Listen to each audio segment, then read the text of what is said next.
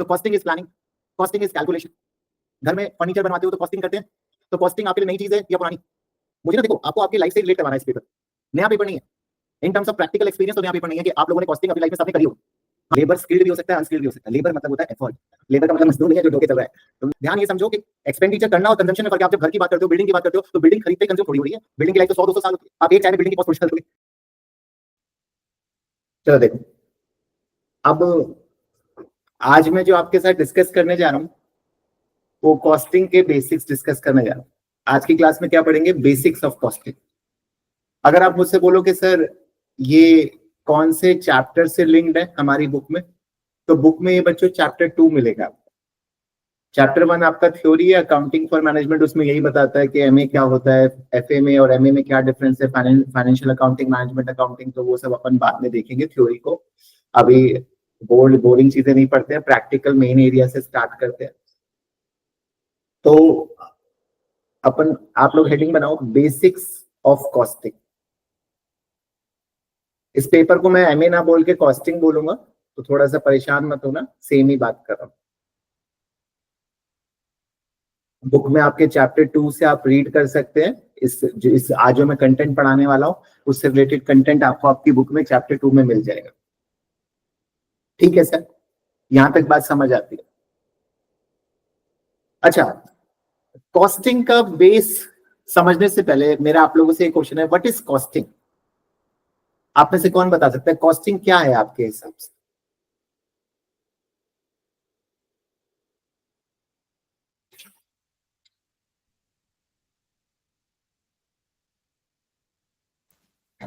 बताओ, कौन बताएगा कॉस्टिंग क्या है बच्चों? किसी के पास कोई आंसर हो इस बात का?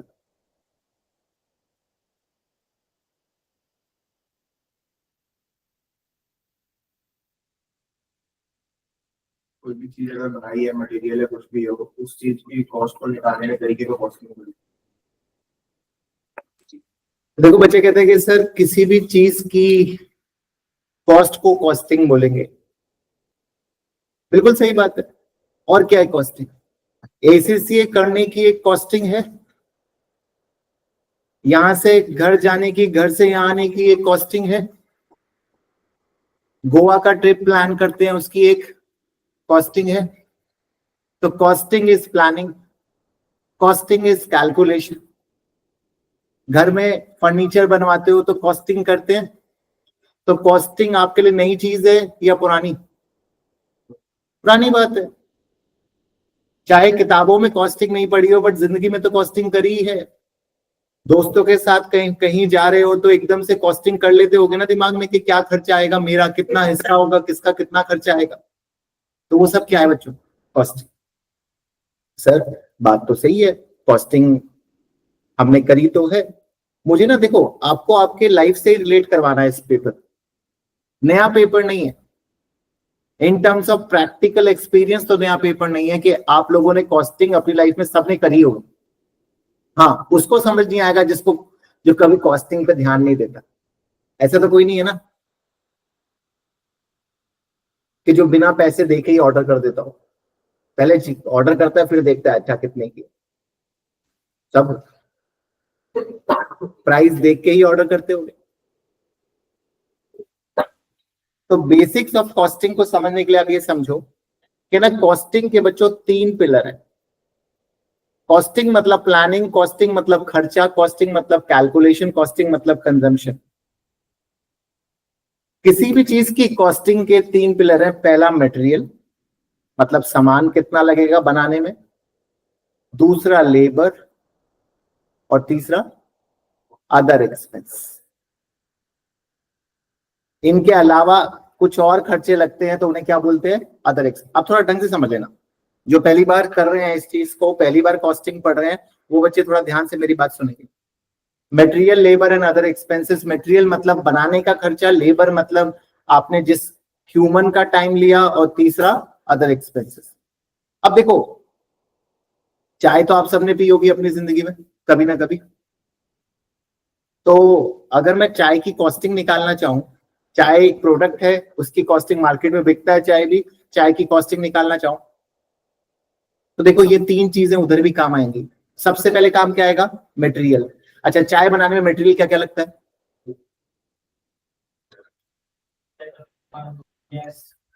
बस बेटा कंट्रोल। ये तो पूरा अपना एक्सपीरियंस बता लग गया कि सर आने से पहले भी बना के पिलाता हूँ घर वालों को और अब जाके भी बनाऊंगा। करेक्ट कह रहा हूँ? तो नहीं, ये सही है, हमने भी खूब पिलाई है चाय।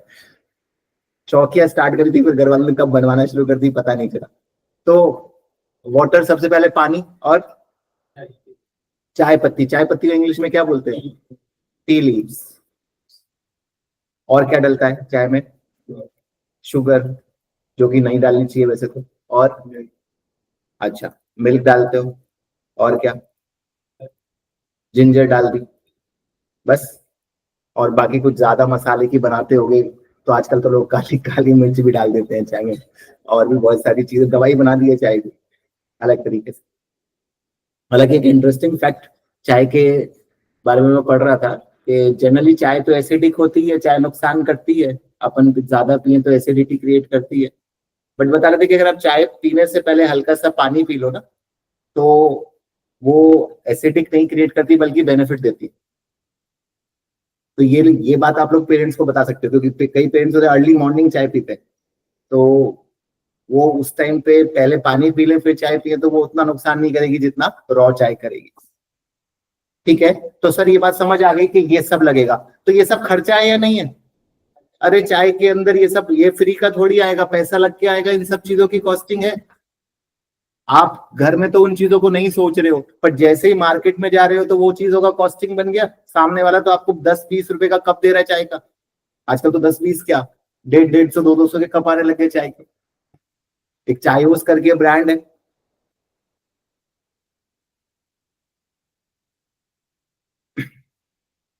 मेरे ख्याल से तो एमबीए चाय वाला भी शायद काफी कॉस्टली चाय सेल किया करता था, अब तो शायद फ्लॉप हो गया उसका आइडिया।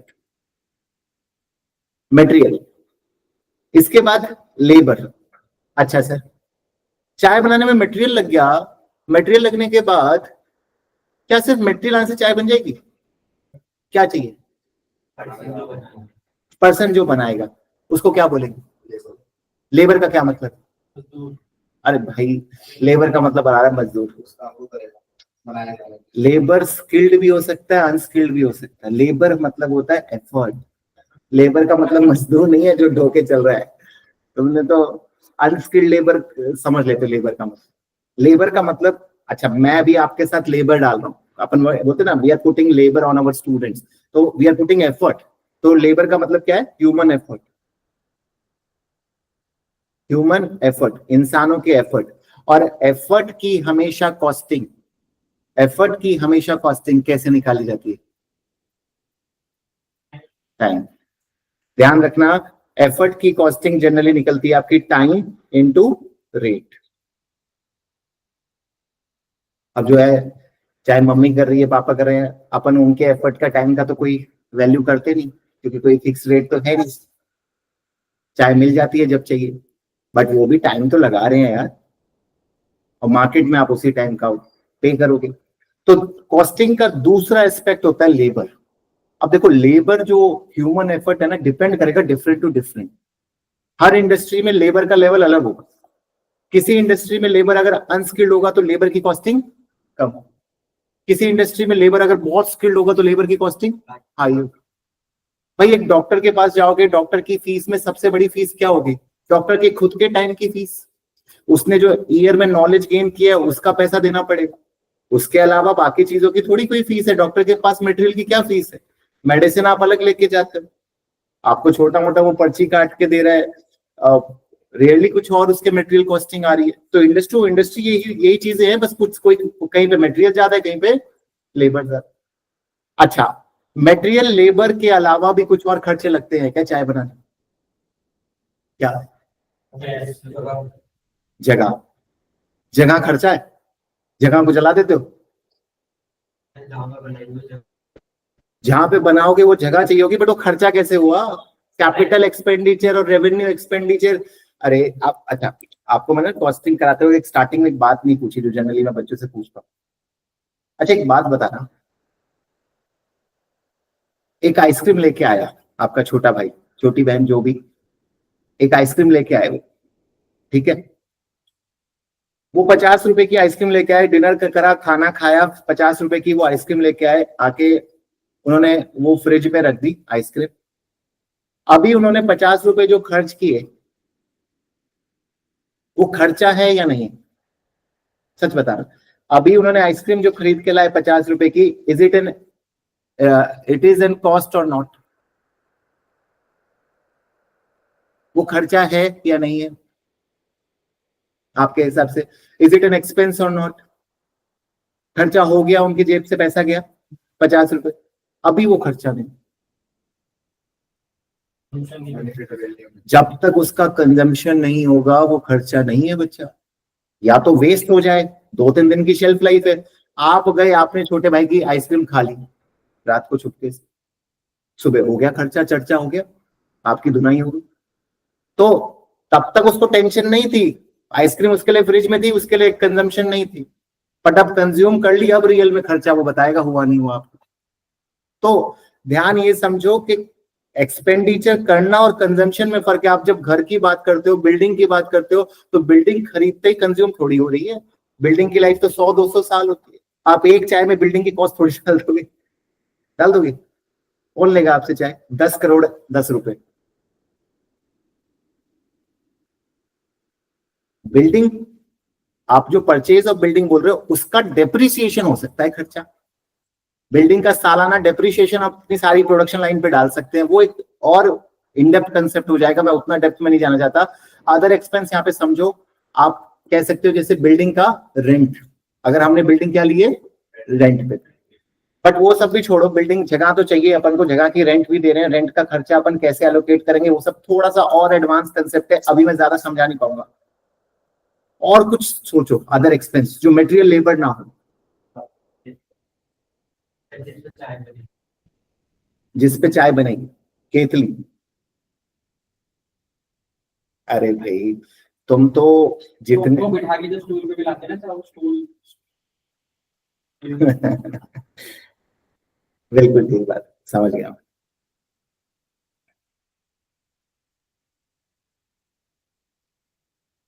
देखो अदर एक्सपेंसेस में आप लिखोगे गैस, जो गैस आप यूज कर रहे हो, चाय बनाते वक्त जो गैस लगती है, चाय बनाते वक्त जो इलेक्ट्रिसिटी लगती है, चाय बनाते वक्त जो और क्या लगता है, गैस हो गया, इलेक्ट्रिसिटी हो गया,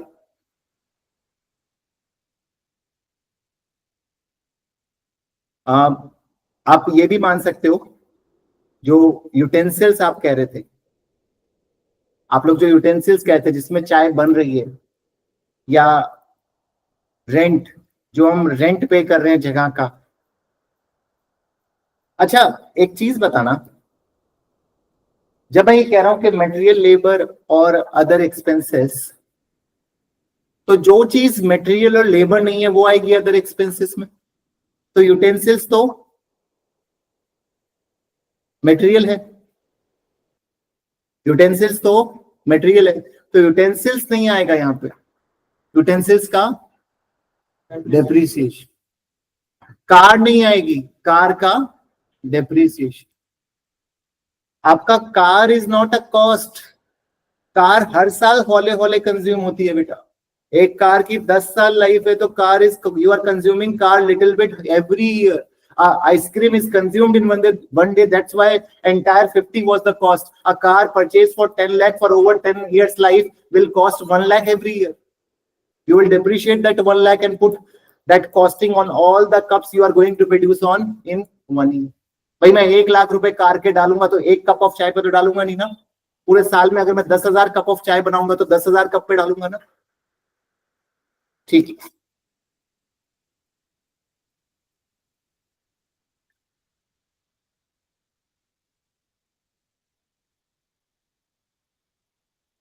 अभी एक काम करो, यूटेंसिल्स वाला एग्जांपल मैं इसमें से हटा देता हूं, अभी के लिए मैं एग्जांपल सिर्फ रख रहा हूं इलेक्ट्रिसिटी, गैस और रेंट, बिल्कुल क्लियर कर रहा हूँ, बिल्कुल कंफ्यूजन क्रिएट नहीं करना चाहता आपके लिए, क्योंकि अभी इनिशियली स्टार्ट किया, धीरे धीरे कंफ्यूज करेंगे आपको। अभी के लिए देखो, वो कॉस्टिंग इन तीन के अलावा तो कुछ और नहीं है। किसी भी चीज की कॉस्टिंग है तो ये तीन ही है, material, labour and other expense. Material जिसको टच कर सकते हैं, labour, human effort, other expense जो इनके अलावा है। भाई गैस को टच नहीं कर सकते, बिजली को कभी टच करना मत, और बिजली इंसान नहीं है। रेंट है, रेंट आप यूज करने का रेंट दे रहे हो, वो आपकी बिल्डिंग तो है नहीं, आपने उसके बदले में रेंट दी, तो ना वो आपका मटेरियल है ना वो आपके लेबर है। तो अदर एक्सपेंस में आएगा मटेरियल लेबर के अलावा। जैसे आप कंस्ट्रक्शन देखते हो, आप सबने कंस्ट्रक्शन ऑफ बिल्डिंग तो देखी होगी बच्चों। चलो चाय भी नहीं देखी आपने, कॉफी भी नहीं बनते हुए देखी, बिल्डिंग कंस्ट्रक्शन देखी होगी, या कभी घर में कुछ कंस्ट्रक्शन करवाया होगा, कभी घर में फर्नीचर बनते हुए देखा होगा। तो पेरेंट कैसे बात करते हैं, वो कोई कॉस्टिंग एक्सपर्ट है क्या? जैसे ही घर में फर्नीचर की बात होती है तो पेरेंट्स कैसे बात करते हैं फर्नीचर वाले से, क्या बात करते हैं, कोई बताओ? घर पूछते नहीं है पेरेंट्स कि भाई विद मटेरियल क्या कॉस्ट आएगी सर, विदाउट मटेरियल क्या कॉस्ट आएगी। अगर हम आपको मटेरियल का भी दे ठेका तो आप लेबर और मटेरियल बता दो, अगर आपको सिर्फ लेबर दे तो क्या खर्चा आएगा, दोनों बातें होती। और तीसरा पार्ट, क्योंकि इलेक्ट्रिसिटी घर की लग रही होती है, वो मशीन में जो अपनी बिजली यूज कर रहा होता है वो घर की यूज कर रहा होता है, 15 दिन 20 दिन जो काम करेगा वो, क्योंकि सिग्निफिकेंट पोर्शन नहीं है तो उसके बारे में कोई नहीं सोचता। बट सडनली वो कहे कि मुझे इसको बनाने के लिए एक स्पेसिफिक इलेक्ट्रिसिटी पावर चाहिए, कुछ स्पेसिफिक वोल्ट की, तब वो भी तो खर्चा हो जाए।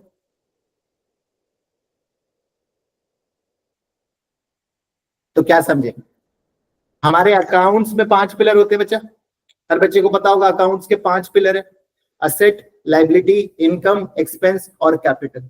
अपना अकाउंट्स वर्क करता है 5 पिलर पे, और अपनी कॉस्टिंग आज से कोई भी पूछे आपसे, कभी इंटरव्यू में पूछते हैं तो कॉस्टिंग के मेन पिलर कौन से हैं? मटेरियल, लेबर और अदर एक्सपेंसेस। और कॉस्टिंग में जो जॉब्स है ना बच्चा, वो सारी ऐसी जॉब्स नहीं है कि बैठ के किसी कंपनी की बुक कीपिंग कर रहे हो। कॉस्टिंग में जॉब सारी एनालिस्ट और मैनेजरियल लेवल पे, जब लगती है तो इसमें जॉब, अगर इस फील्ड में अच्छी जॉब लग जाए तो फिर आप सीधा कंपनी के सीएफओ, मैनेजर, एनालिस्ट लेवल पे ही वर्क करते हो।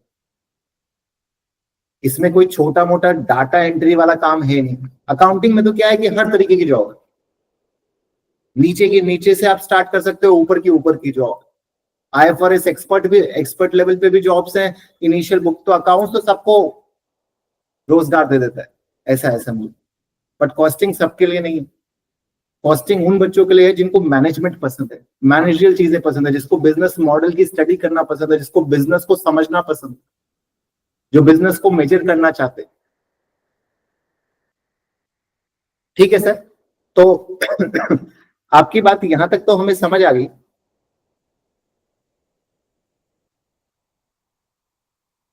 आपने बताया कि अपने कॉस्टिंग में 3 पिलर है, material, labour and other expenses.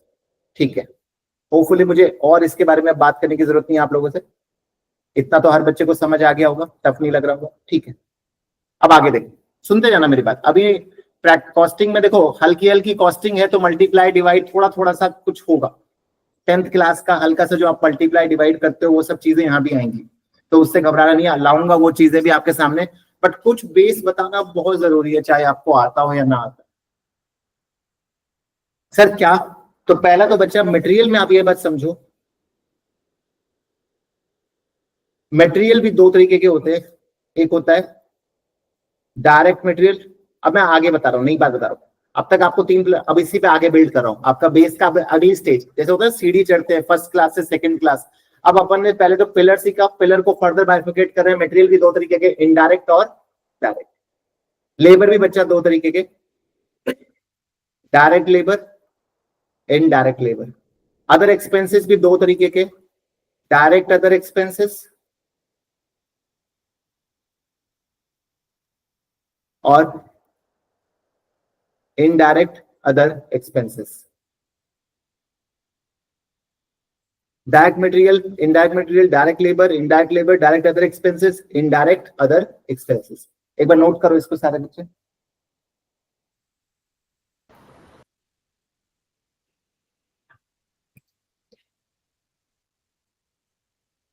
ठीक है बच्चों, देखो अब पहले ना डिफरेंस समझना कि सर डायरेक्ट और इनडायरेक्ट मटेरियल में डिफरेंस क्या है। अच्छा, आपने एक समोसा देखा है? समोसे में दो टाइप के मटेरियल है। एक तो आलू है जो समोसे में फिल किया जा रहा है, और एक ऑयल है जिसमें समोसा तला जा रहा है।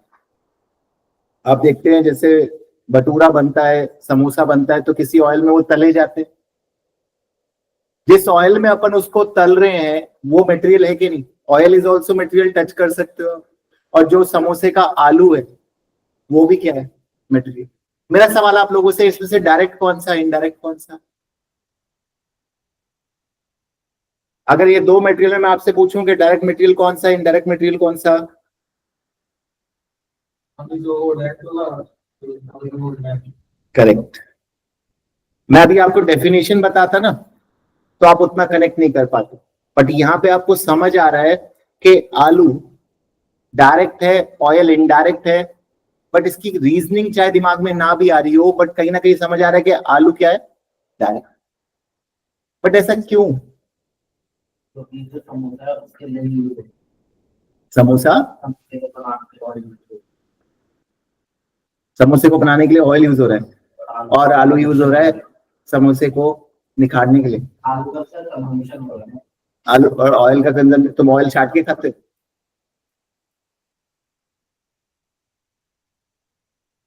अरे बच्चों, लॉजिक को भी तुम्हें ठीक रखना है।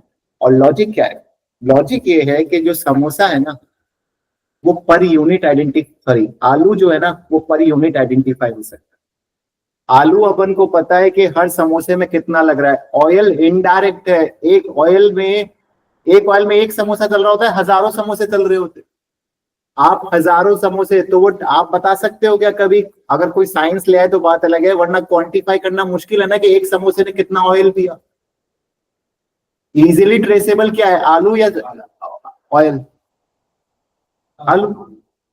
और एग्जांपल समझो डायरेक्ट इनडायरेक्ट मटेरियल के।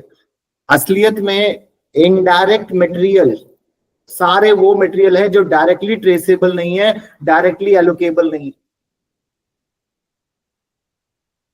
जैसे आप कील की बात करें, नेल्स की बात करें, जब हम फर्नीचर बनवाते हैं तो उस पे जो कारपेंटर है नेल्स लगाता है उसको जोड़ने के लिए। तो क्या कोई फिक्स क्वांटिटी ऑफ नेल्स लगती है, या वो कितनी भी लग सकती? कितनी भी लग सकती। बट वहीं पे जो हैंडल्स हैं, कितने हैंडल्स लगेंगे वो तो फिक्स्ड है ना। तो डायरेक्ट और इनडायरेक्ट मटेरियल में डिफरेंस समझना। डायरेक्ट मटेरियल वो है, मटेरियल है जो डायरेक्टली आइडेंटिफाइबल है, जो डायरेक्टली ट्रेसेबल है मेरा बच्चा। इनडायरेक्ट मटेरियल वो मटेरियल है जो डायरेक्टली ट्रेसेबल नहीं।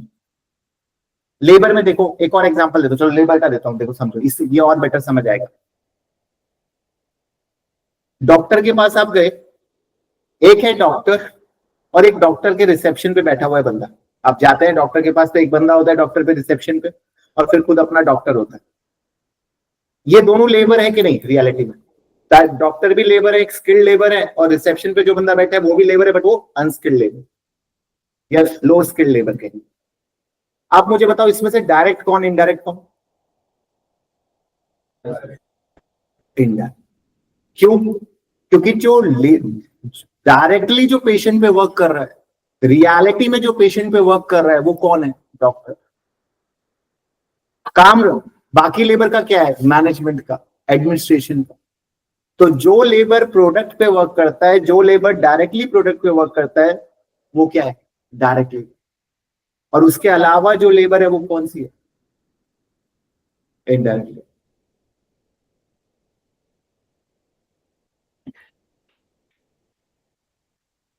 तो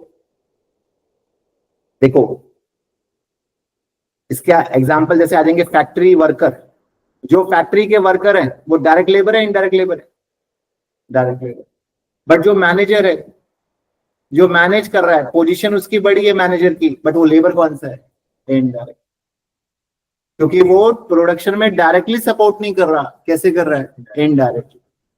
जैसे खाना बनाने का एग्जांपल दो, तो खाना बनाते वक्त एक तो शेफ है जो खाना बना रहा है, और एक रिसेप्शन पे बंदा है जो पर्चियां काट रहा है किसको खाना मिलेगा किसको नहीं मिलेगा। तो खाना बना कौन रहा है? शेफ। लेबर कौन हुआ? Direct chef. जो बंदा खाने जो एडमिन कर रहा है वो तो मैनेजमेंट स्टाफ हो गया ना, मैनेजरियल स्टाफ हो गया ना बच्चा। तो बात समझना कि लेबर में भी दो कैटेगरी है। क्यों बता रहा हूं, अभी आ जाऊंगा उस पर, पहले समझो। मटेरियल भी दो तरीके के होते हैं, डायरेक्ट इनडायरेक्ट। लेबर भी दो तरीके के, डायरेक्ट मटेरियल वो जो डायरेक्टली आइडेंटिफाई कर सके, प्रोडक्ट में दिख सके। इनडायरेक्ट जो पता नहीं चलता, ट्रेस नहीं हो सकते, जैसे ऑयल हो गया, फेविकॉल हो गया। मतलब इनकी वैल्यू बहुत ज्यादा भी नहीं होती है, ज्यादा है भी तो ये ट्रेसेबल नहीं होते कि कितना अमाउंट ये लग रहा है किसी पर्टिकुलर यूनिट पे, इनको एलोकेट करना आसान नहीं है। हो सकता है एक टेक्नोलॉजी से हो भी जाए, but it is not easy to identify on per unit basis. और फिर आते हैं आपके अदर एक्सपेंस। अच्छा, अदर एक्सपेंसेस में ध्यान रखना, डायरेक्ट अदर एक्सपेंसेस के बहुत कम एग्जांपल हैं हमारे कोर्स में, एक दो एग्जांपल है। उसके अलावा सारे अदर एक्सपेंस कौन से होते हैं? इनडायरेक्ट। तो डायरेक्ट अदर एक्सपेंस के सिर्फ एक दो एग्जांपल है जो मैं आपको बता देता हूं। जैसे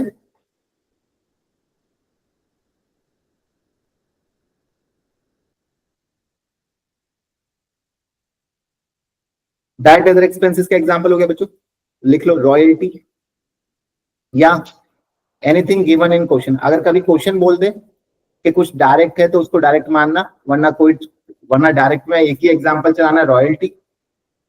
और अदर सारे आपके इनडायरेक्ट में आ जाएंगे। जितने भी एग्जांपल मैं अभी तक बता रहा था आपको, rent, electricity, depreciation, rent, electricity, depreciation, even repairs का खर्चा, सब बच्चों यहां पे आ जाएगा।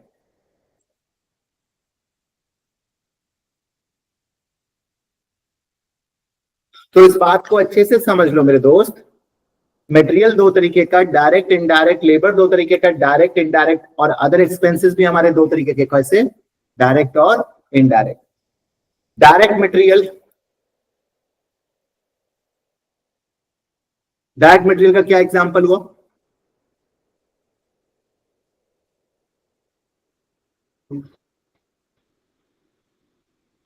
हमने जो अभी बात करी जो डायरेक्टली ट्रेसेबल है, जैसे अगर हम बात करें, जैसे चाय है, टी है, टी के अंदर जो हम टी लीव्स डाल रहे हैं, जो पत्ती डाल रहे हैं, डायरेक्ट है इनडायरेक्ट? डायरेक्ट है। अपन को पता है ना कितनी टी लीव्स पर यूनिट जाएंगी, एक्सेसिव थोड़ी जाएंगी, एक चम्मच या दो चम्मच फिक्स जाएगी ना बच्चा, मेजरेबल है। समझना, टी लीव्स किस चीज का एग्जाम्पल हो गया? डायरेक्ट मटेरियल का। बट वही चाय वाले एग्जाम्पल पे तो नहीं, बट मान लो समोसे का ऑयल है, या फर्नीचर में जो फेविकॉल है, can they easily measurable? Obviously.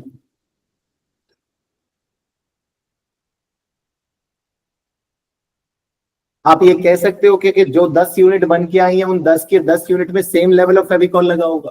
जो 10 समोसे आपने उठाए, उन 10 के 10 समोसे में सेम लेवल ऑफ ऑयल लगा होगा? नहीं। बट अपन ये जरूर डिसाइड कर सकते हैं कि 10 कप चाय में कितनी पत्ती डली होगी पर कप, हर बार सेम होगी।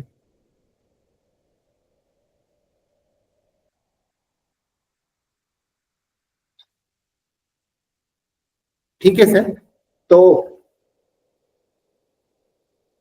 ये बात तो अपन को समझ आई कि एक है डायरेक्ट मटेरियल, एक है इनडायरेक्ट मटेरियल। एक है डायरेक्ट मटेरियल, एक है डायरेक्ट लेबर, एक है डायरेक्ट अदर एक्सपेंसेस। एक है इनडायरेक्ट मटेरियल, एक है इनडायरेक्ट लेबर, प्लस एक है इनडायरेक्ट अदर एक्सपेंसेस। हालांकि डायरेक्ट अदर एक्सपेंसेस तो मैंने जैसे आपको बताया, ये तो कुछ खास होते ही नहीं। रॉयल्टी करके एक मैंने आपको एग्जांपल दिया। अच्छा, रॉयल्टी मैंने आपको समझाया नहीं। आपको मालूम है रॉयल्टी क्या होती है? इसको मैंने डायरेक्ट एक्सपेंस क्यों बोला? मैंने कहा सारे एक्सपेंस, सारे अदर एक्सपेंस इनडायरेक्ट होंगे, अदर एक्सेप्ट रॉयल्टी। तो कोई बता सकता है व्हाट इज रॉयल्टी? ये जो आर्टिस्ट लोग गाने बनाते हैं,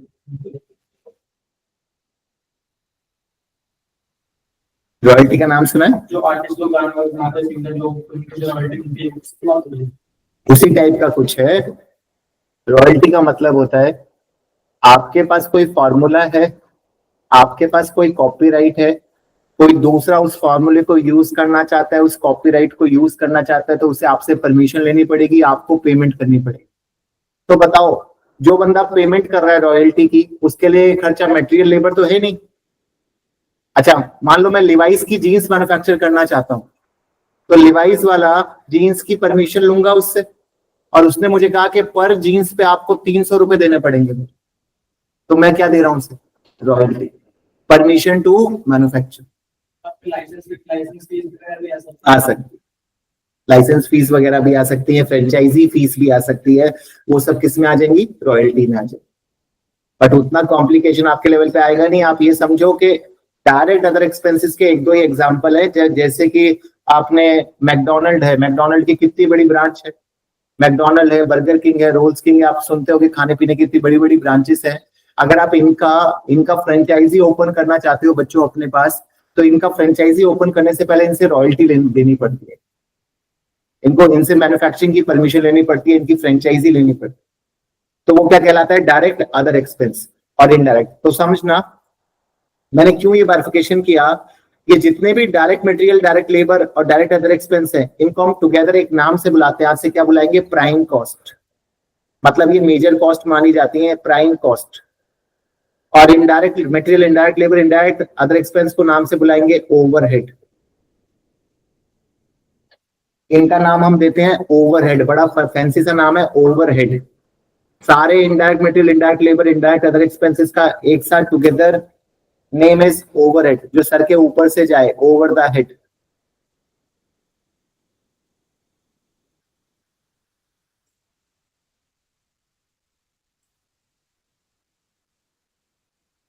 जो खर्चे डायरेक्ट नेचर के हैं, direct material, direct labour, direct other expenses, prime cost बन जाएंगे। Indirect material, indirect labour, indirect other expenses together बोलेंगे अब से हम ओवरहेड। तो अगर मैं मोटा मोटा देखूं तो आप कॉस्टिंग के खर्चों को इस तरह बाइफिकेट कर सकते हो ना। देखो, अभी जो मैं बाइफिकेशन कर रहा था, आपके 3 चैप्टर हैं ये। अब बन गए 3 चैप्टर। जो अगले 3 चैप्टर समझ आ गए कॉस्ट क्लासिफिकेशन के बाद अगले 3 चैप्टर कैसे आए? Accounting for material, accounting for labour, accounting for overhead, वो इन्हीं से बन के आए। मतलब देखा जाए तो डायरेक्ट मटेरियल एक चैप्टर हो गया, एक पूरा पढ़ना है हमें डायरेक्ट लेबर, और एक ओवरहेड, क्योंकि सबका इनडायरेक्ट पार्ट इस चैप्टर में आ गया। मटेरियल का इनडायरेक्ट पार्ट इधर चला गया, लेबर का इनडायरेक्ट पार्ट इधर चला गया, और इनडायरेक्ट अदर एक्सपेंस तो ऑलरेडी इसमें है ही। जो सवाल उठ सकता है बच्चे का वो ये हो सकता है कि सर डायरेक्ट अदर एक्सपेंसेस कहाँ गए? तो वो मैं आपको ऑलरेडी बता चुका हूँ कि उसके लिए कोई चैप्टर की जरूरत है ही। ठीक है सर। तो देखो बच्चों, एक क्वेश्चन का आपको आंसर बताना है इसका। अभी खुद से ट्राई करेंगे, फिर मैं पूछूंगा, वो जवाब देगा बच्चा। आपको 2 चीज करनी है, हर आइटम को पढ़ना है और ये बताना है कि वो मटेरियल, लेबर या एक्सपेंस है, क्या है, नेचर क्या है, और डायरेक्ट है, इनडायरेक्ट है। दोनों बातें सिखा चुका हूं, तो एक क्वेश्चन उसके ऊपर कर सकते हैं। 2 मिनट दे रहा हूं, पहले रीड कर लो फिर करते हैं।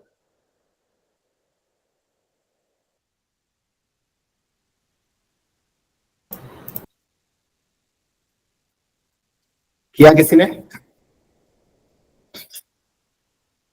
बताओ बेटा, ये क्या होगा? Material direct. ठीक है अभिजीत, मटेरियल डायरेक्ट। हाँ लक्ष्य, rent of the factory, other expenses, मतलब एक्सपेंस कह रहे हो, ये कह रहे हो कि सर एक्सपेंस होगा, ठीक है, एक्सपेंस। और ये इनडायरेक्ट। हाँ Harsh, supervisor salary, labour indirect. Labour indirect, सही है। चलो ठीक है।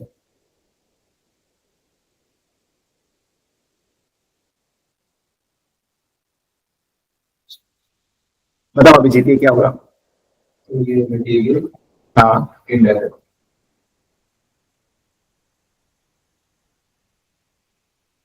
हाँ मन, लेबर डायरेक्ट, वेरी गुड। ये बताओ हर्ष, Expense direct. एक्सपेंस डायरेक्ट, ठीक है अमन? नहीं, क्या हो? इनडायरेक्ट। और उसकी जो ना ऊपर मटेरियल है वो वाला में डायरेक्ट। मटेरियल डायरेक्ट और नीचे वाला नहीं, वो तो मैच कर लेना।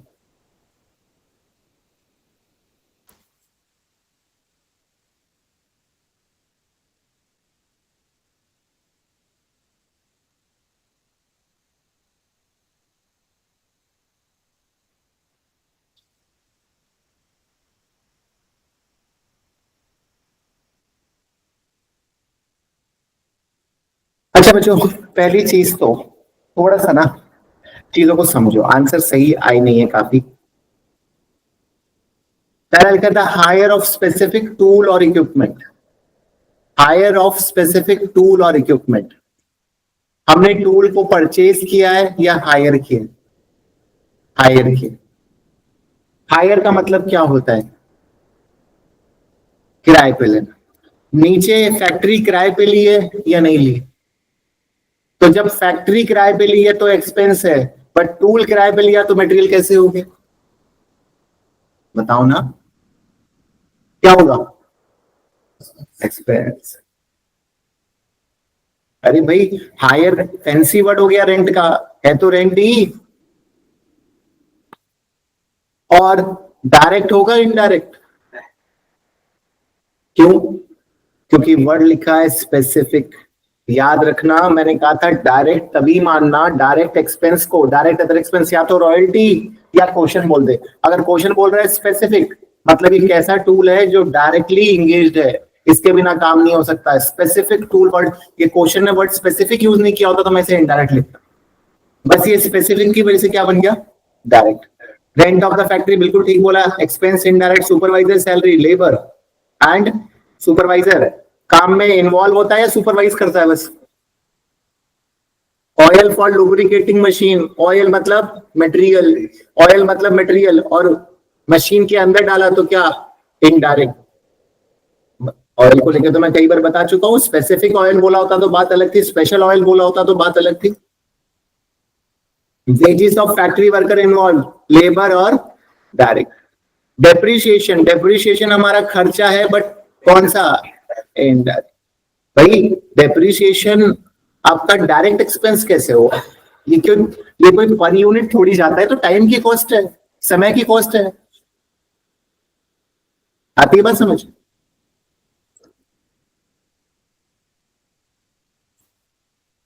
आ रही यहां तक बच्चों बात? मुश्किल तो नहीं लग रहा अब तक कॉस्टिंग? ठीक है, देखो और देखो, कोई सी और बात करो। आज ज्यादा नहीं, थोड़ा थोड़ा सही कराऊंगा, सुनो। ओवरहेड, जब मैं कहता हूं ओवरहेड बच्चा, तो ओवरहेड ना कंपनी में कई लेवल पे हो सकता है। अब एक बात समझना, डायरेक्ट मटेरियल, डायरेक्ट लेबर हमेशा फैक्ट्री के अंदर होंगे, वो दो चीजें हमेशा फैक्ट्री के अंदर होंगी, बट ओवरहेड फैक्ट्री में भी लग सकता है। एक कहलाता है फैक्ट्री ओवरहेड, या इसको एक और नाम से बोलते हैं प्रोडक्शन ओवरहेड।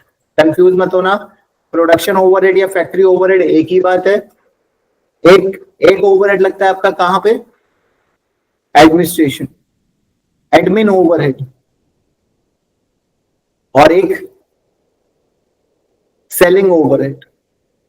कई डिवीजन हो सकते हैं, फाइनेंस, एचआर। मैं तो आपको एक स्पेसिफिक समझाने के पर्पज से बता रहा हूं कि ओवरहेड कई डिपार्टमेंट में होते हैं, ओवरहेड कई डिपार्टमेंट में लगते हैं कंपनी की। मतलब अगर खर्चा, कोई भी खर्चा फैक्ट्री के अलावा कहीं और लग रहा है तो क्या है? इनडायरेक्ट। ये इसमें जो भी मटेरियल लग रहा होगा, जो भी लेबर लग रहा होगा, सब क्या है? इनडायरेक्ट। जितने भी हमारे एडमिनिस्ट्रेशन, मान लो देखो, जैसे एक मोमोज की फैक्ट्री है, मोमोज की मान लो बहुत बड़ी फ्रेंचाइजी मान लो कोई ओपन हुई, उस मोमोज की फैक्ट्री के अंदर जो बंदे काम कर रहे हैं उसमें कुछ डायरेक्ट होंगे, कुछ इनडायरेक्ट होंगे। मोमोज की फैक्ट्री के अंदर कुछ डायरेक्ट होंगे, कुछ इनडायरेक्ट होंगे, बट उसके अलावा जो भी एडमिनिस्ट्रेशन डिपार्टमेंट, जो भी ब्रांचेस हैं, जो भी सेलिंग डिपार्टमेंट है, उसमें जो एसी लगा हुआ है, उसमें जो जो भी इंसान काम कर रहे हैं, सब क्या कहलाएंगे? इनडायरेक्ट। तो overhead accrue at different level at the company, different level of the company, different department of the company, but we are majorly concerned only with factory department, factory overhead. बाकी सब क्या है? इनडायरेक्ट, उनसे हमें मतलब नहीं है। ये सारे मैन्युफैक्चरिंग के खर्चे नहीं है, इन्हें एक और नाम से बोलते हैं इन सारे खर्चों को नॉन प्रोडक्शन ओवरहेड। आज से समझ लो, ओवरहेड दो तरीके के हैं, प्रोडक्शन ओवरहेड और नॉन प्रोडक्शन ओवरहेड। और मुझे नॉन प्रोडक्शन ओवरहेड को का टेंशन नहीं है, मुझे किसका टेंशन है? Production overhead.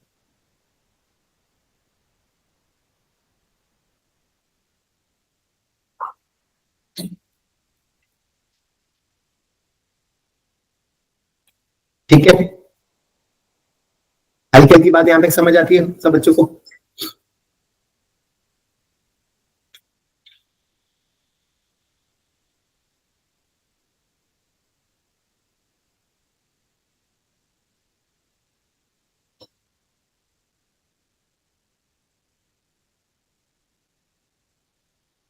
Factory overhead, production overhead, admin overhead, selling overhead. Admin and selling overhead को क्या बोल रहे हैं हम? Non production overhead.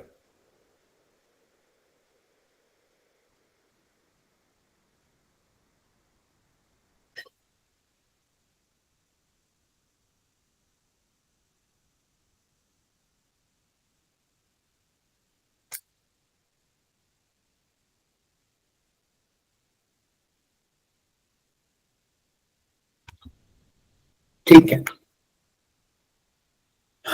तो अभी तक मैंने आपसे जो बात करी, एक बार समराइज कर देता हूँ। हर बच्चे के दिमाग में ये बात इतनी सी रहनी चाहिए, बहुत कुछ नहीं सिखाया है, स्लो स्लो चल रहा हूँ अभी आप लोग के साथ। बेस बिल्ड करना है, आराम से टॉपिक बाय टॉपिक करेंगे, बट मेरे साथ बेस बिल्ड करते रहो। पहली चीज मैंने बच्चों आपको बताई कि ओवरहेड तीन कैटेगरी, सॉरी तीन बेस है, material, labour and other expense. फिर मटेरियल को बांटा direct indirect, labour direct indirect, other expense direct indirect. सारे डायरेक्ट का एक नाम दिया प्राइम कॉस्ट, और सारे इनडायरेक्ट का एक नाम दिया ओवरहेड्स। आज का लास्ट टॉपिक, थोड़ा सा और मेरे साथ पेशेंटली सुन लो, इतनी देर से पढ़ाई करो। देखो, पढ़ाई के साथ बेटा थोड़ा डिसिप्लिन तो चाहिए ही चाहिए, ये चीज ध्यान रखो। चाहे आप मेरी क्लासेस से पढ़ते हो, चाहे लाइव पढ़ते हो, जैसे भी आप पढ़ाई को ऑप्ट करते हो, एक डिसिप्लिन आपको 2 घंटा 1.5 घंटा सुनने का, वो डिसिप्लिन से पढ़ना पड़ेगा, और उसके अलावा 2 घंटा खुद का पढ़ाई भी चाहिए। तो मैं ये चाहता हूं कि इस 1.5-2 घंटे में आपको ज्यादा से ज्यादा आउटपुट दे सकूं, ज्यादा से ज्यादा ऐसी चीजें समझा सकूं जिससे आपको ये तो नहीं कि मैं ये कहूं कि आप रैंक ले आओगे, बट ये है कि कभी आप कंसेप्चुअली वीक नहीं रहोगे। आपको समझने का जो चीज मुझे डेवलप करनी है, मुझे बुक, देखो मेरे लिए बहुत आसान है कि मैं बुक से रीड करा के इंग्लिश की हिंदी करूं। मेरे को डबल एफर्ट लगता है इस चीज में कि चीजों को मैं लिखता हूँ आप लोगों के साथ। प्रिंटेड चीजें आप देखते हैं, कई टीचर्स प्रिंटेड पढ़ाते हैं, सारी चीजें कराते हैं पीपीटी से, स्लाइड से। तो वो चीज बच्चों को ना उसी तरीके से ट्रेन कर देती, माइंडसेट फिर आपका उसी तरीके से डेवलप हो जाता है। थोड़ा सा आप लोगों को भी एफर्ट को उसी तरीके से डालना, लिखने का आदत बनाना है, साथ साथ नोट्स बनाने हैं, चीजों को रिवाइज करने का, अपने नोट्स में ऐड करना सीखो चीजों को। जो चीज है अपने नोट्स में ऐड करो, एक प्रॉपर नोट्स बनाओ, उसी को रिवाइज करो, पूरी लाइफ काम आने वाले हैं फिर वो। जब पीएम पढ़ोगे तो इसी से हमें रिवाइज कर लोगे। तो देखो, अब मैं आपको जो बताने जा रहा हूं, इसे हम बोलते हैं, अब ये सबसे important, second most important concept of costing मैं आपको बताने जा रहा हूं, behaviour of cost. Behaviour of cost, variable cost, fixed cost, fixed cost,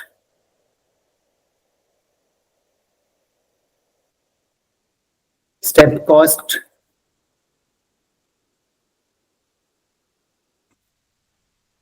stepped cost, और सेमी वेरिएबल कॉस्ट।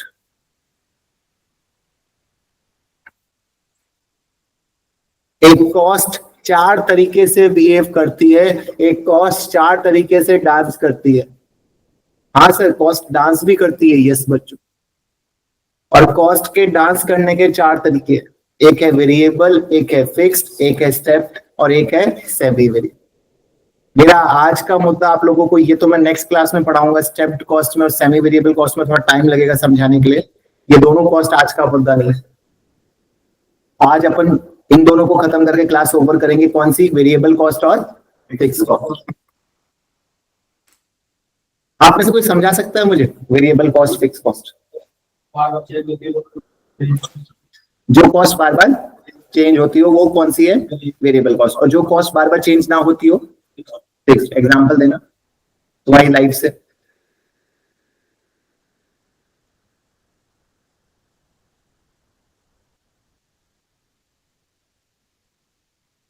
निकल गई ट्रेन, निकल गई। पेट्रोल है, पेट्रोल के जो दाम होते रहते हैं वो वेरिएबल कॉस्ट हो गई, और कॉस्ट हो गई उसके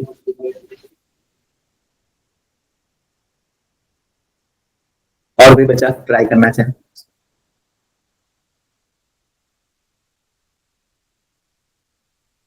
अपनी लाइफ से एग्जांपल देना मुझे वेरिएबल कॉस्ट और फिक्स कॉस्ट की। वेरिएबल कॉस्ट तो ये होगा कि हमारी पढ़ाई में जो भी करते हो टाइम टू टाइम चेंज होता है।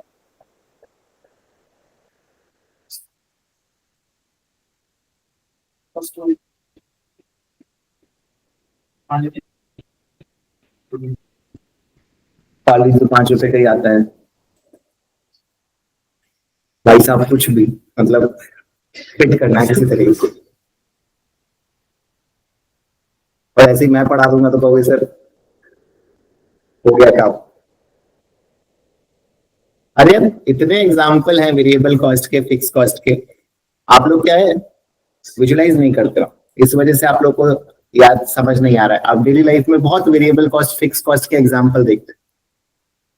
अच्छा एक बात बताओ, रेंट, रेंट एक फिक्स कॉस्ट है, वेरिएबल कॉस्ट?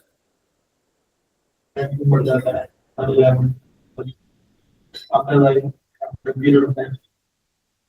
अरे after a period of time दुनिया में क्या नहीं बढ़ता, तुम भी तो बढ़ रहे हो। ऐसे तो दुनिया में तो कोई भी चीज फिक्स्ड होगी ही नहीं, पूरा यूनिवर्स बढ़ रहा है। इनकी बातों में जाए तो एक लॉन्ग टाइम के बाद चीजें बढ़ जाती। अरे नेचर की बात हो रही, नेचर चेंज हो गया वो एक अलग बात है। एक अभी आपने रेंट पे एक जगह ली, तो वो रेंट पे जगह लेती रेंट थोड़ी बढ़ जाएगा। अभी वो रेंट आपके लिए क्या है? फिक्स्ड है। आप 30 दिन की रेंट पे एक जगह ली, तो उस 30 दिन में आप कुछ भी करो रेंट बढ़ेगी घटेगी तो नहीं ना। बट उसी जगह पे बिजली का बिल, बिजली कम चलाओगे तो कम आएगा, बिजली ज्यादा चलाएंगे तो ज्यादा। आप वेरिएबल कॉस्ट, फिक्स कॉस्ट को जिस प्राइस के नजर से देख रहे हो, प्राइस के नजर से मत देखो, बिजनेसमैन की नजर से देखो, ओनर की नजर से देखो, खर्चों की नजर से देखो। अच्छा मैं खाना खाने गया, एक बात बताओ, मैं खाना खाने गया, उसने मुझे बोला कि सर आइसक्रीम ना मैकडोनल्ड में, आपको मालूम है एक आइसक्रीम आती है सॉफ्टी आती है 20-30 रुपीज की। उसने कहा सर एक ये जो व्हाइट कोन है वनीला आइसक्रीम है ये 30 रुपीज की है। तो मैंने एक कोन लिया, कितने रुपए लगे? मैंने 2 कोन लिए, कितने लिए? 3 लिए। मैंने 5 लिए, 150। क्या है वेरिएबल कॉस्ट? क्या है वेरिएबल कॉस्ट? मैं वहां पे गया, उसने मुझे बोला कि सर मैकडोनल्ड में एंट्री करने के फिक्स चार्ज है, मैकडोनल्ड में एंट्री करने के, यहाँ पे सिटिंग करने के फिक्स चार्ज है 1000 रुपीज। कई बड़े होटलों में आप देखोगे सिटिंग फीस होती है, टू अवॉइड कि कोई आके बिना ऑर्डर करे बैठ के ना चला जाए। हालांकि मैकडी में नहीं है, मैं तो एक एग्जांपल बोल। अब ये बताओ, ये सिटिंग फीस मैं वहां खाना खाऊं या ना खाऊं, ये फिक्स रहेगी? मैंने 1000 रुपीज वहां पे बैठने के दे दिए हैं, तो अब तो मेरा कोई ये जो मेरा सिटिंग चार्ज है ये क्या है? फिक्स्ड। और जहां जितना खाना खाऊंगा उतना बिल, कम खाऊंगा कम बिल, वो क्या है? Variable cost. तो variable cost vary with activity and fixed cost remain fixed irrespective of activity. एक और एग्जांपल, जैसे मान लो मैंने एक जगह ली स्टूडेंट्स को पढ़ाने के लिए, फॉर एग्जांपल मैंने रेंट पे एक जगह ली, मान लो मैं उसका 1 लाख रुपीज रेंट देता हूं मंथली फॉर एग्जांपल। अब उस जगह पे 4 बच्चे पढ़े, 10 स्टूडेंट पढ़े या 20 बच्चे पढ़े, will my rent change? Up to a certain capacity. मान लो उस जगह की 50 बच्चों की कैपेसिटी है तो 50 तक तो मेरे रेंट में कोई चेंज नहीं आएगा। After 50 I may have to take another place, that's why rent will increase, else rent will not increase. तो rent is a fix cost.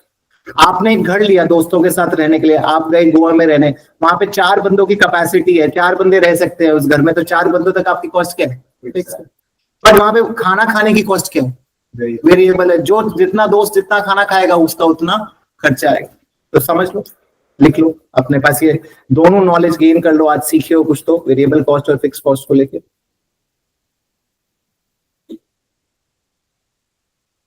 Variable cost very with output या एक्टिविटी या production. Variable cost vary with output, activity or production. Fixed cost remain fixed irrespective of activity.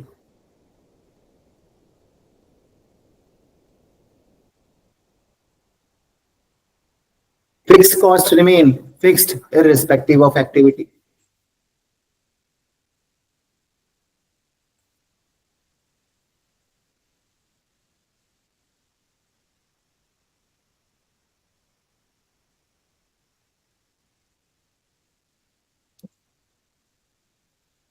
भाई जैसे आप लोग का दिमाग है फिक्स्ड ही रहता है, कितनी एक्टिविटी कर दो बढ़ता ही नहीं,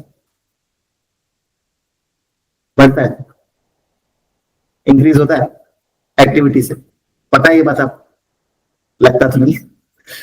तो बात को समझो, कोई भी चीज जो एक्टिविटी से वेरी करेगी, एक्टिविटी करने से आपके वेरी करेगी, वो क्या कहलाएगी? Variable cost. और कोई भी चीज जो एक्टिविटी न करो, कितनी भी एक्टिविटी करो, कुछ नहीं होना जिसका, जैसे कि लोग कहते हैं यार सर मेरा मोटापा कम नहीं हो रहा, कितना ही कर लो, हालांकि कर कुछ नहीं रहा था, जिम में जाके खड़ा हो गया। एक बंदा मैं देखता था, उसको जिम में एक्सरसाइज कराने के लिए भी मशीनें लगी हुई थी, मतलब मशीन तो एक्सरसाइज करवाती और उसमें भी वो थक जाता था।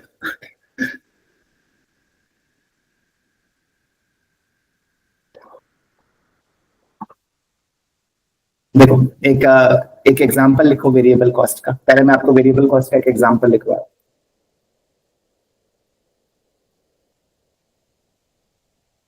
आउटपुट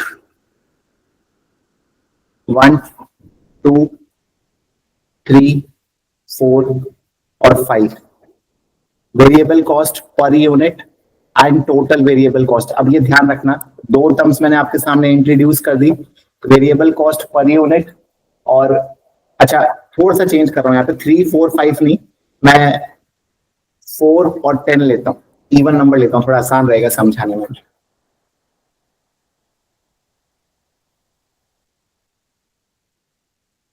अच्छा एक समोसा कितने का आता है आजकल? 5 रुपये। ये कहां से खा रहा है? तो अब तो गए जमाने 5 रुपए के, बट मान लो 10-15 रुपए का तो आता ही होगा, 10 रुपए का मान के चले। तो अगर एक समोसा 10 का आता है, टोटल वेरिएबल कॉस्ट एक यूनिट 10 रुपए की, मान लो मैं एक समोसा खाया तो मेरी कॉस्ट कितनी आ गई? टोटल 10। अपन ने 2 समोसे खाए तो कितने आ गए? पर यूनिट कितनी रही कॉस्ट? अभी भी 10, कितनी? 20। अपन ने 4 समोसे खाए तभी भी पर यूनिट कॉस्ट कितनी आई? 10, तो कितना हो गया? 40। अपन ने 10 समोसे खाए, अभी भी पर यूनिट कॉस्ट कितनी रही? 10, टोटल कितना आ गया? 100। तो इससे एक चीज समझ आए कि वेरिएबल कॉस्ट, एग्जाम में क्वेश्चन आया कि variable cost per unit is fixed, true या फॉल्स? बच्चों ने कहा नो, सर ने पढ़ाया था वेरिएबल कॉस्ट वेरी करती है, और उनके मार्क्स कर गए वेरी, हो गए वेरी मार्क्स।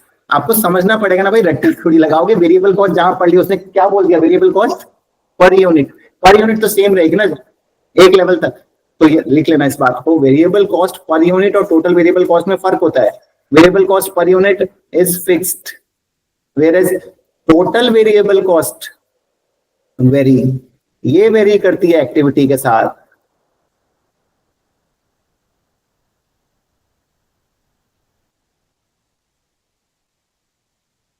आप लोगों ने इकोनॉमिक्स में नहीं पढ़ा ये सब चीजें? इको में है ना ये सब मेरे ख्याल से। देखो, हाँ कॉस्ट का चैप्टर ही अच्छा, कॉस्ट का चैप्टर है थोड़ा इको का, क्योंकि मैंने तो नहीं पढ़ा था इको। हमारी इको वाली मैम थी जो पढ़ाती नहीं थी बिल्कुल भी, सिर्फ वो अपनी कहानियां किससे बताती थी। तो देखो, अगर मैं वेरिएबल कॉस्ट पर यूनिट का ग्राफ बनाऊं, यहां पे हम कॉस्ट को डाल दें और यहाँ पे यूनिट को, तो बताओ कैसा ग्राफ बनेगा वेरिएबल कॉस्ट पर यूनिट का? स्ट्रेट बनेगा, स्ट्रेट बने।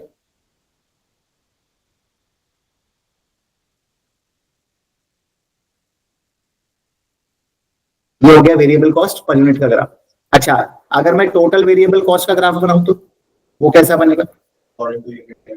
जीरो से शूटिंग टुवर्ड्स द स्काई, ऐसा बनेगा। जितनी ज्यादा यूनिट ये बढ़ता जाएगा तो कभी गिरेगा तो नहीं। बना लेना दोनों ग्राफ, यूनिट और कॉस्ट।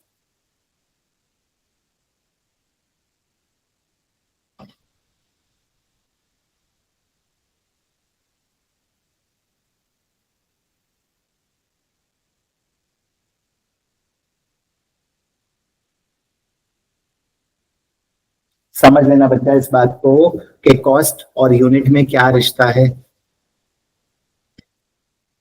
कॉस्ट आपकी वाई एक्सिस पे आएगी, यूनिट आपकी एक्स एक्सिस पे आएगी। अगर मैं वेरिएबल कॉस्ट पर यूनिट का ग्राफ बनाऊं तो कोई मुझे इशू नहीं है। वेरिएबल कॉस्ट पर यूनिट, मैं यूनिट चाहे 0 बनाऊं चाहे 1 बनाऊं, ये पर यूनिट क्या रहेगी? सेम। मैकडोनल्ड की आइसक्रीम की एक यूनिट की कॉस्ट नहीं चेंज होगी, चाहे मैं 500 खरीदूं चाहे मैं 1000 खरीदूं। हाँ, अगर बल्क डिस्काउंट आ जाता है तब अलग बात है, वो मैं इग्नोर कर रहा हूं, अभी एज्यूम कर रहा हूं कि बल्क डिस्काउंट नहीं है। वहीं अगर मैं टोटल वेरिएबल कॉस्ट के ग्राफ को देखूं तो ये ग्राफ आगे भागता है, जितनी ज्यादा यूनिट उतनी ज्यादा कॉस्ट। अब लिखो एग्जांपल फिक्स कॉस्ट का, बस थोड़ा सा और पेशेंटली सुन लो मुझे। एग्जांपल फिक्स कॉस्ट का सर क्या है? तो बच्चा ये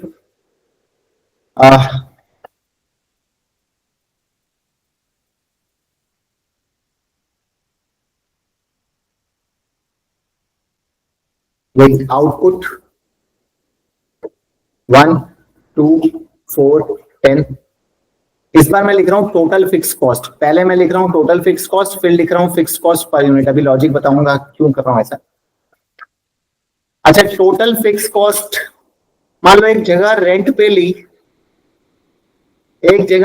ली और वहां पे हमने एक ही यूनिट बनाई, तो फिक्स कॉस्ट पर यूनिट कितनी हुई? 1 lakh.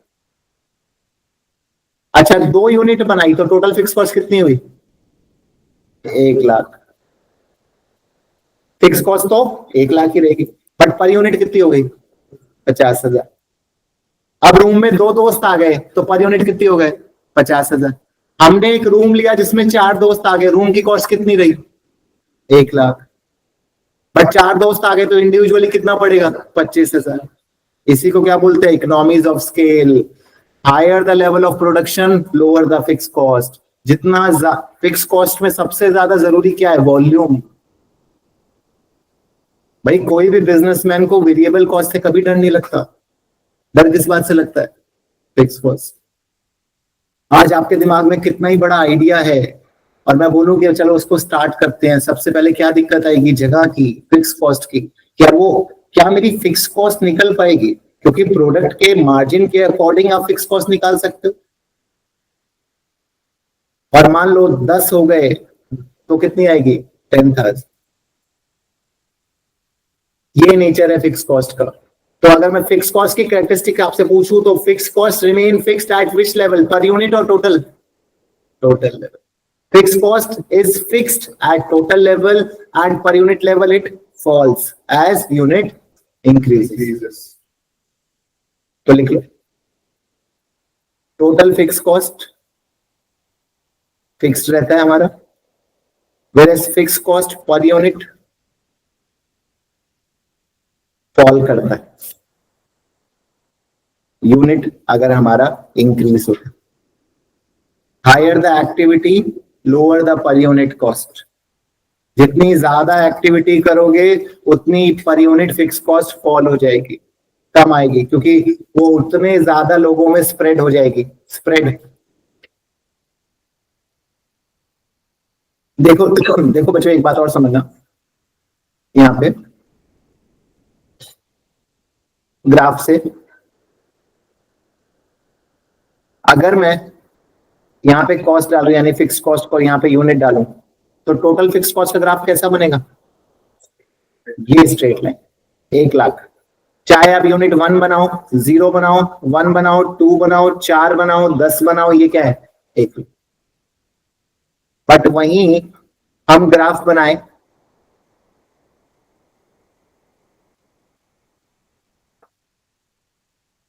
Fix cost per unit का, तो ये कैसा बनेगा? डाउन, ऐसा गिरता हूं। कॉस्ट और यूनिट, जितनी ज्यादा यूनिट होंगी ये कॉस्ट उतनी गिरती जाएगी। 1,00,000 से 50,000, 25,000, 10,000 गिरी जा रही है ना।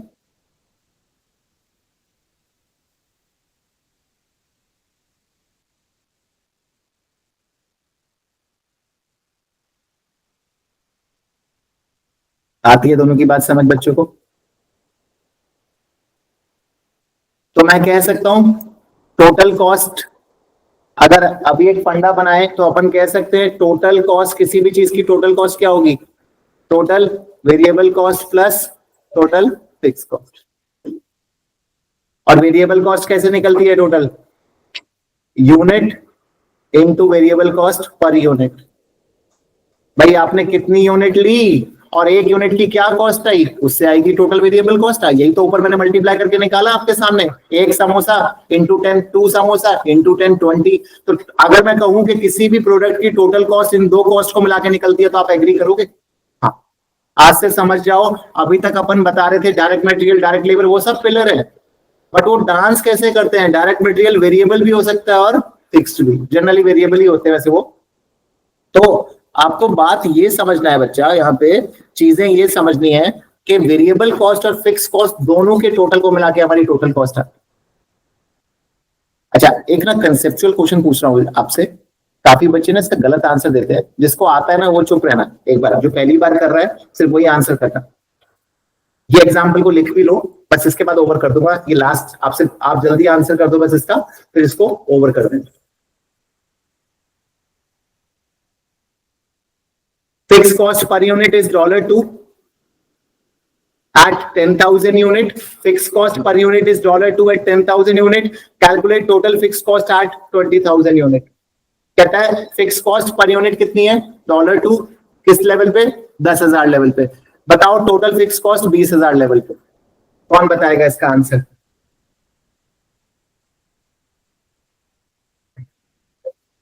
फिक्स कॉस्ट पर यूनिट $2 है बच्चा, और 10,000 यूनिट के लेवल पे fix cost per unit $2, 10,000। Total fix cost आपको बतानी है 20,000 के लेवल पे, 20,000 के लेवल पे।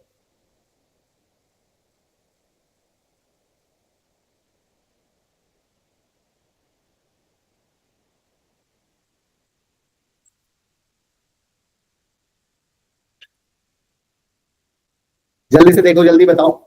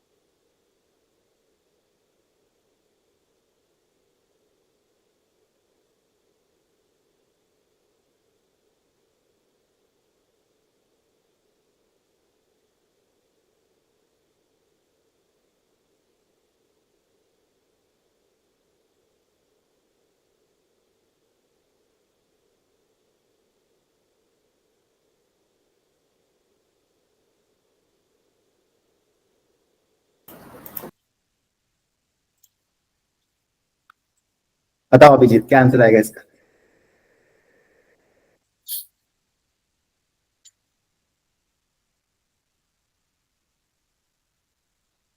क्वेश्चन समझ आया? फिक्स कॉस्ट क्वेश्चन नहीं समझ आया, दोबारा से बता रहा हूं।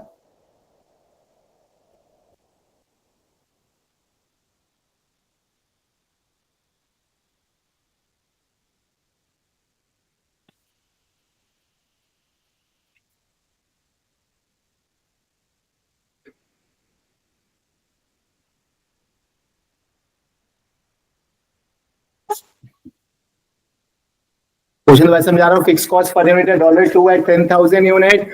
टोटल फिक्स कॉस्ट बतानी है 20,000 लेवल पे।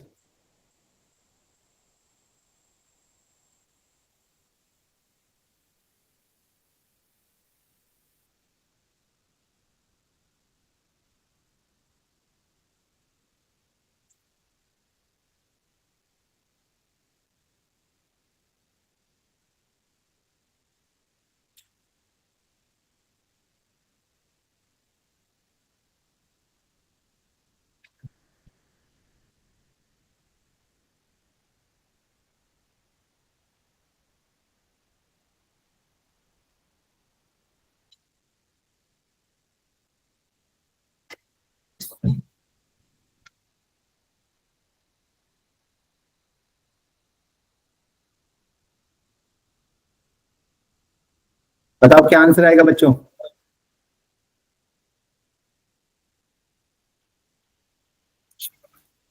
अच्छा एक बात बताओ, फिक्स कॉस्ट $2 है 10,000 लेवल पे। चलो एक काम करते हैं, सुनो सुनो, unit total fix cost, unit total fix cost और फिक्स कॉस्ट पर यूनिट। क्या मैंने यही बनाया था पिछली बार? अब आप एक बात बताना, यूनिट कितनी है? 10,000। फिक्स कॉस्ट पर यूनिट कितनी दी है? तो क्या मैं ये नहीं निकाल सकता? कितना आ जाएगा? 20,000। अच्छा अब यूनिट कितनी हो गई? मैंने आपको पढ़ाया था यूनिट के चेंज होने से क्या चेंज नहीं होती? टोटल फिक्स कॉस्ट चेंज नहीं होती। तो टोटल फिक्स कॉस्ट कितनी रहेगी? 20,000। पर यूनिट कितनी रहेगी? आंसर क्या है? अब समझ आया कंसेप्चुअल में क्या कहता हूं? और जिस बच्चे ने इसका आंसर 40,000 निकाला ना, जिस बच्चों ने, किसने निकाला 40,000? जिस बच्चे का 40,000 आ रहा होगा ना, वो बच्चा कंसेप्चुअल ब्लंडर कर। जिसका आ ही नहीं रहा वो तो चलो कुछ कर ही नहीं रहा, पर जिस बच्चे का 40,000 आ रहा है वो अपने कंसेप्चुअल ब्लंडर को ठीक कर सकते। देखो जो करेगा ही नहीं, तो कोशिश ही नहीं करेगा, वो तो ठीक कैसे करेगा? बट जो 40 लेके आया उसको वर्क करना है। चलो उसने कुछ किया ट्राई, बट मैं समझ गया उसका 40 कैसे आया। उसने वेरिएबल कॉस्ट की तरह कर दिया। वो कहता है 2 आ रहा है 1 यूनिट में 10,000 में, तो 20,000 बचा 40। तो भाई फिर तो ये वेरिएबल कॉस्ट हो गया ना दोस्त। फिर ये कंसेप्चुअल कर रहा है, इतना सीधा हो। जब कभी कोई चीज सीधी लगे ना, तब अपने दिमाग को रोको। हालांकि ये बेकार आदत है, हर किसी पे शक करने लग जाओगे इससे, बट जरूरी है कंसेप्चुअल कि जैसी लगे ना यार कैसे पहली बारी में हो रहा है, तो एक बार 2 बार सोचो कि क्या मैंने सही समझा है।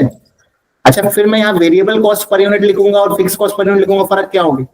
अगर यहाँ मैंने लिखा होता है एफसी की जगह से वेरिएबल कॉस्ट, तब आपका 40,000 आंसर सही होता है। अब आई थोड़ी बहुत बात समझ। तो ये कॉस्टिंग है, ये कॉस्टिंग की दुनिया है। इसका थोड़ा सा मैंने आपको आज इंट्रोडक्शन दिया बच्चों।